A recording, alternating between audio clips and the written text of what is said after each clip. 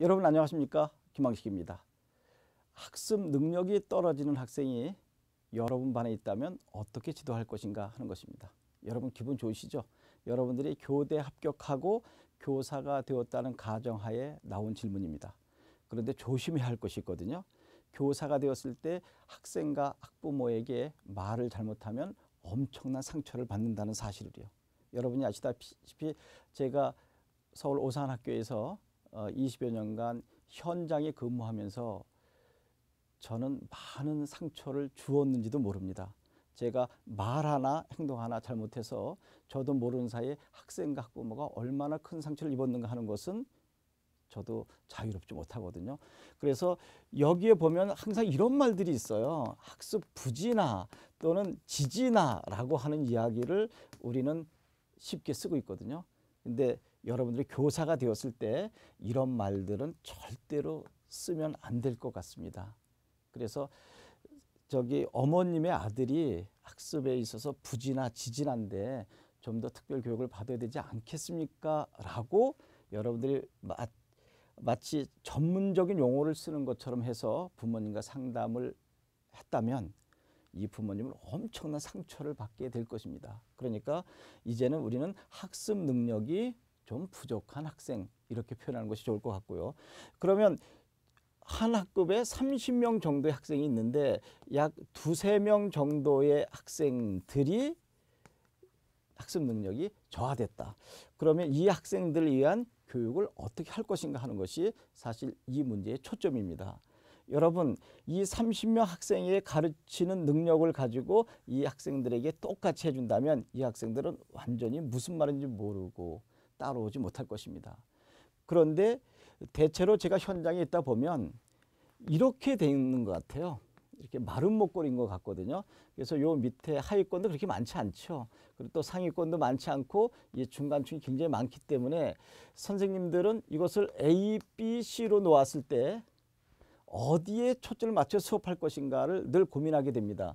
근데 A의 수업을 마치는 선생님 가끔 계시죠.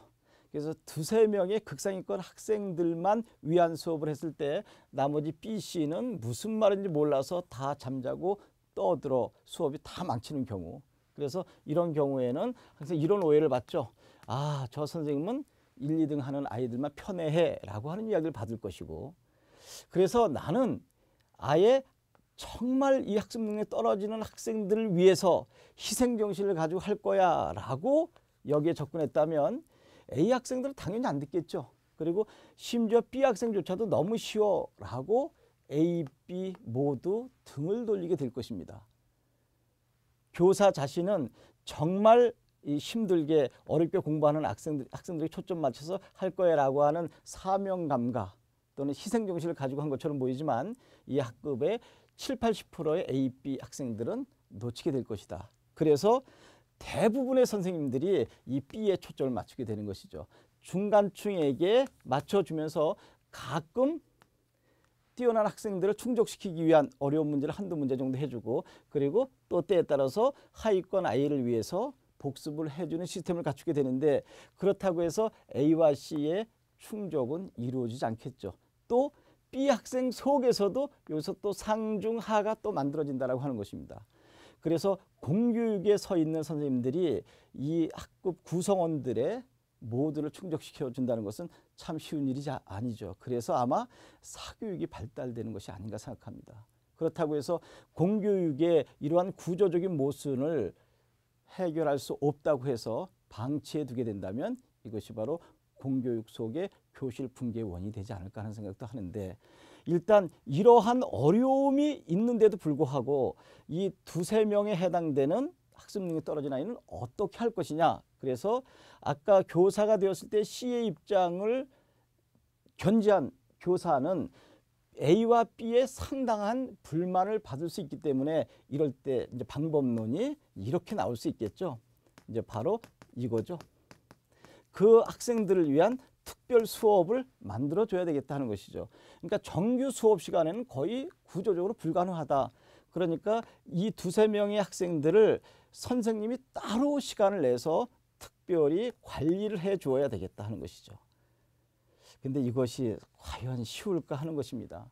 정규 수업이 다 끝난 나중에 방과 후 수업을 계속할 수 있을까라고 할 때는 이것은 교사의 철저한 희생 정신이 전제되지 않으면 거의 불가능할 거라 생각하거든요. 근데 당연히 이 학생들의 맞춤식의 교육 시스템이 만들어지지 않고는 이 학생들이 이 안에서 자연스럽게 들어가서 수업받을 수 있는 일은 불가능하니까, 그래서 희생정신을 갖고 특별히 맞춤식의 교육을 해야 할 것 같습니다 라고 이야기를 하게 될 것입니다.